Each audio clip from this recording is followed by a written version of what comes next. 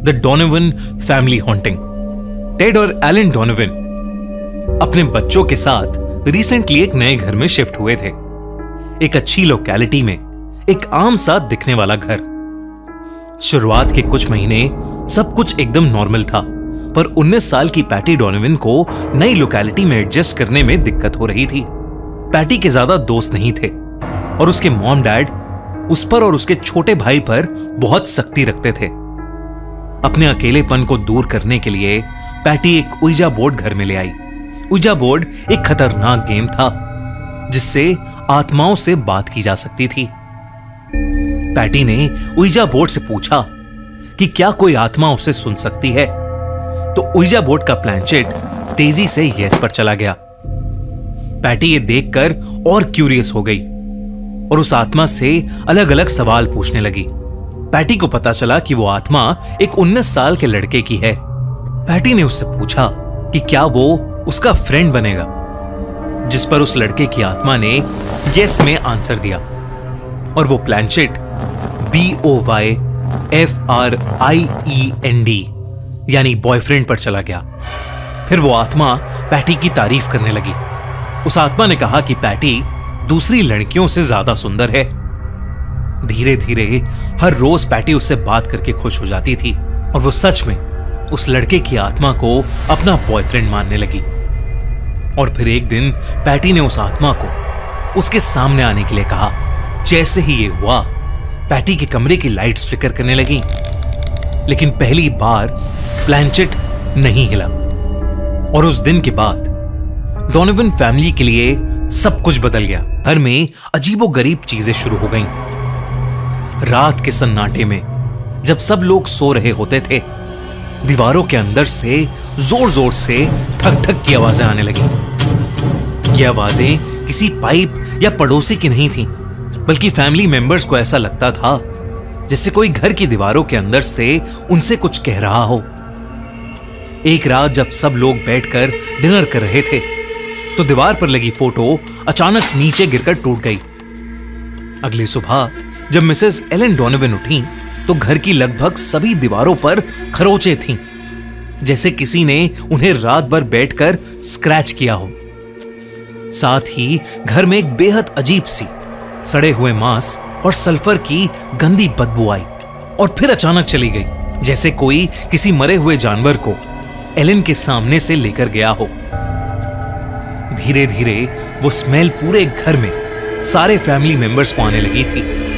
चाहे खिड़की खोल लो या एग्जॉस्ट चला लो या फिर परफ्यूम छिड़क लो, वो गंदी बदबू उनके घर से जा ही नहीं रही थी। उस दिन टेड डोनोवन जब बाथरूम गए तो उनके होश उड़ गए। नल से पानी की जगह खून जैसा गाढ़ा लाल लिक्विड निकल रहा था। उन्होंने फौरन प्लम्बर बुलाया और पाइप्स चेक करवाए। प्लम्बर के हिसाब से वो पुराने पाइप्स की जंग का लाल रंग था। उस समय तो प्लम्बर उसे ठीक करके चला गया, लेकिन फिर ये बार बार होने लगा और घर में हर एक मेंबर के साथ होने लगा।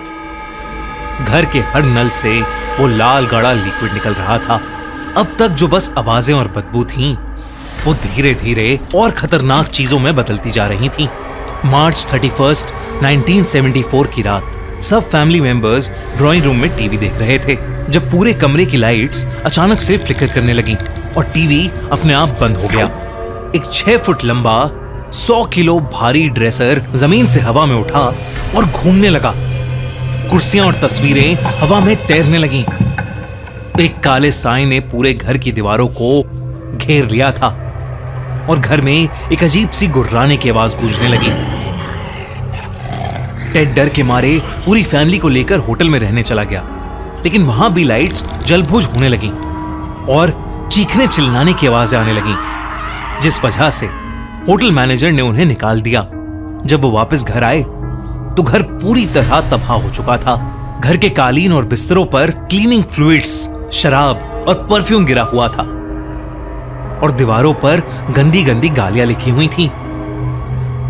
पड़ोसियों ने भी घर के अंदर से गुर्राने और चीखने की आवाजें सुनी थीं, लेकिन किसी को कुछ समझ नहीं आ रहा था कि ये सब क्यों और कैसे हो रहा है। जब हालात कंट्रोल से बाहर हो गए तो टेड डोनोवन ने पैरानॉर्मल इन्वेस्टिगेटर्स एड और लरेन वॉरेन को बुलाया।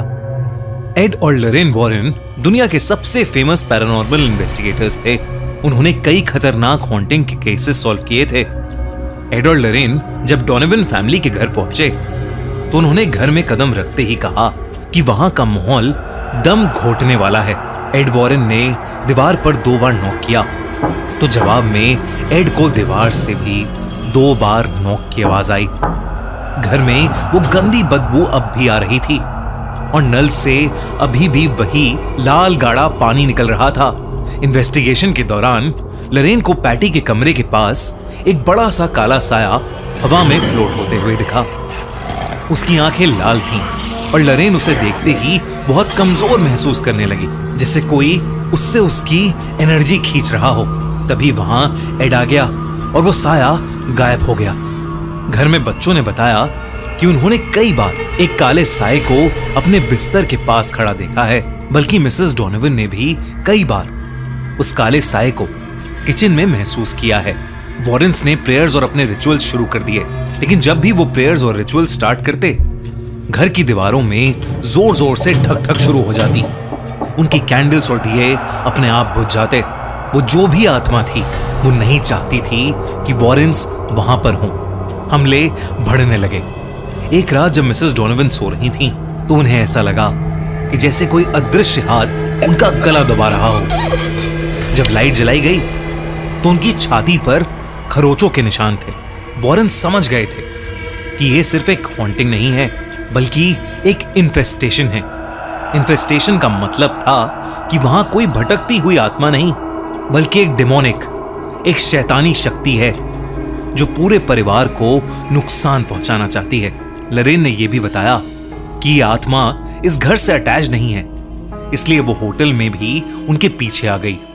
साथ ही लरेन ने यह भी कहा कि यह आत्मा अपने आप नहीं आई है, बल्कि इसे घर के किसी मेंबर ने खुद इनवाइट किया है। और तब पैटी ने सबको उइजा बोर्ड के बारे में बताया। वॉरेन्स को समझ आ गया था कि वो आत्मा किसी टीनेज लड़के की नहीं है, बल्कि एक बहुत खतरनाक एंटिटी की है, जो पैटी से झूठ बोलकर उसे मैनिपुलेट कर कर उनकी लाइफ में घुसाई है। एग्जॉर्सिज्म ही इस सब से बचने का एक आखिरी तरीका था। एड वॉरेन ने चर्च से एग्जॉर्सिज्म की परमिशन मांगी। जब प्रीस्ट ने एग्जॉर्सिज्म शुरू किया तो डोनोवन फैमिली का घर किसी जंग के मैदान में बदल गया। कमरे का टेम्परेचर बर्फ जैसा ठंडा हो गया। दीवारें हिलने लगी, अजीब आवाजें आने लगी और कई खिड़कियां अचानक टूट गईं। उस समय पूरे परिवार ने वही काला साया देखा।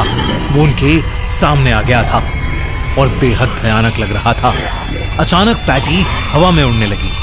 वो काला साया पैटी में समा गया और पैटी की आंखें लाल हो गईं।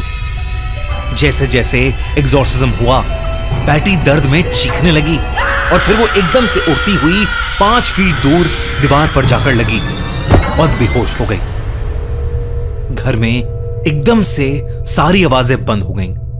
नलों से पानी साफ आने लगा। जब पैटी की आंखें खुली तो वो बिल्कुल ठीक थी। एग्जॉर्सिज्म पूरा हो चुका था। आज भी डोनोवन फैमिली का वो घर वहीं खड़ा है। नए लोग वहां रहते हैं, पर जिन लोगों ने उस डर को जिया, उनके लिए वो कभी खत्म नहीं हुआ। अगर आपको भी ऐसी कहानियों से डर लगता है तो याद रखिए, कभी कभी कुछ दरवाजे हमेशा बंद ही रहने चाहिए। अपने घर में पुरानी चीजें लाने से पहले हमेशा सोच लेना चाहिए